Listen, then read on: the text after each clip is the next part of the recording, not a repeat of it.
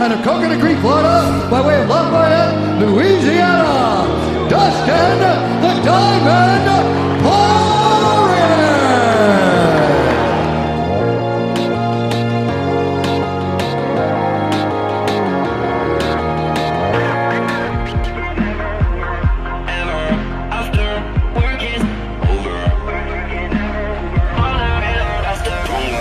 Journey. I love this ride. It's been amazing. A lot of ups, a lot of downs, but we stayed true to the path, and here we are, one fight away from a title shot.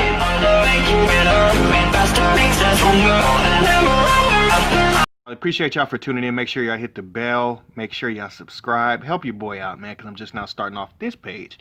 We're here today to talk about Dustin Porier and his superior boxing. We're here to talk about a lot more, but we're going to start with his superior boxing. When he fought Bobby Green, the absolute masterclass performance against Eddie Alvarez as well.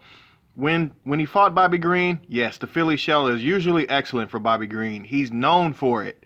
It didn't matter against Dustin. Again, against Eddie Alvarez, it didn't matter against Dustin. He smoked him. I think it was a no contest the first time, which is kind of weird because of a illegal shot. But, you know, it is what it is with that. But with Bobby Green, he just absolutely picked him apart. The same happened to Justin Gaethje. The amount of force, and I mean force, that Dustin Porier puts inside of the boxing pocket, it's unparalleled. I really will say that. We can say that about a lot of people in mixed martial arts. Sometimes when they're rolling, when they're moving, when they're grooving with their style and they're going, it's a problem. Dustin Porier is known for his hands, and he has shown that he is a clear problem when it comes to his boxing ability. Again, you've seen it about 3 times. He smoked Justin Gaethje, which people forget all about. When he fought Eddie Alvarez, he smoked Eddie Alvarez. People have forgotten all about it. Again, these shots, a lot of people look good when they hit mitts. You've seen a few times in this video already. You've seen Dustin hitting mitts, hitting the bag, but it just never translates. And again, guys, you know, I'm just a humble martial artist from the Midwest. I'm just talking. These guys are absolute warriors. Who am I to talk about these guys? But still, the masterclass that is these guys are extraordinary, and Dustin is extraordinary with his boxing. The ability to throw every style of punch. I mean, a hook, a jab, an uppercut, a digging uppercut to the body, the ability to stay within the pocket. If Dustin throws it, it's going to land, and it's going to hit you on the button.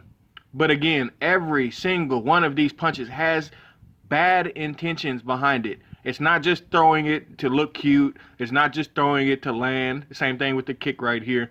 It all has a point, is my bottom line. It all has a reason. It all has an intention. And that's the difference between the guys that are at the top and at the bottom. Really in any combat sport, really in any sport in general, is the intention, the ability and the intention. And Dustin has the intention to do bodily harm to you with his hands. Look at all of these guys and the way that they're reacting to getting hit. And it's all pressurized. It's all coming with full force behind it, and it's all with bad intentions, as I said before. With all of these guys, they tried to get away from him. If you notice the distancing, the ability for Dustin to push these guys up against the fence. In every single one of these clips, have you noticed that all of these guys have their backs to the cage? Have you noticed that he's pushing them back to the cage? Have you caught on to that? Exactly. The next up, we got to talk about his evolution of striking accuracy. His early days in the WEC, I mean, he was kind of wild. I mean, again, he was like 19, 20 years old. I believe he was 20 in this one, in this particular clip. But it was still, it's the same force, but these weren't that accurate. However, it didn't matter in the WEC because the WEC isn't the UFC. In this particular fight, I forget the other gentleman's name, the amount of force coming behind the punch with his foot being planted and being driven in, he made his opponent see stars. It was rather brutal.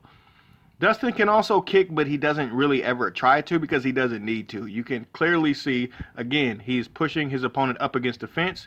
They don't have any space. They cannot breathe, and he is suffocating them with his hands, basically. Except he's not actually choking you. He's punching you to death, badly. Anywho, I think with all of these punches, it's really remarkable the amount of different punches that he's throwing that actually are doing damage. Some people will throw something, but it never actually lands. Being a martial artist myself, I see a lot of strikes come at me and they're never actually going to land.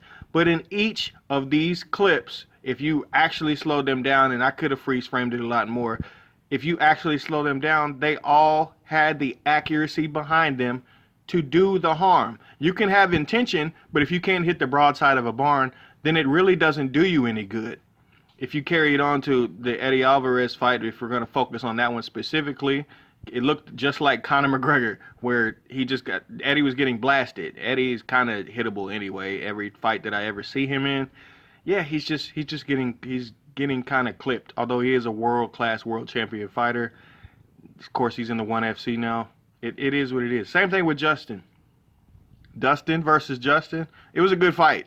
It was an excellent fight. But again, Justin couldn't get him away from him. He was trying to get him away from him. He just couldn't. Now, granted, I think Justin Gaethje is far different now than he was then. I think he got a little bit ahead of himself. And again, Dustin has literally beat Max Holloway twice. And it was clearly. And it wasn't any debate about it. That's very, very hard to do. When you can beat a world champion, and Max Holloway is a world champion, you beat him early in his career, and you beat him again. Max Holloway could not get him off of him. And again, the same thing happened to Max. Have you noticed the pressure? Have you noticed the accuracy? You notice how they have, my point is being made again. Max isn't the easiest guy to hit. I mean, he's a tall, lanky guy. Dustin was landing bombs. I mean, it is what it is with that. You have to kind of accept it. Now, for the good and the bad and the ugly, Dustin is a black belt in Brazilian Jiu-Jitsu. He's known for his Brazilian Jiu-Jitsu. But if he has some kind of weakness, granted, I couldn't actually use the Conor fight because it has some kind of trademark block on it from the UFC, so sorry about that one. But Dustin does get clipped every now and again by him. Let me know who y'all want to see next, and I'll see y'all next time. I'm out. See you later. Work harder, comrades.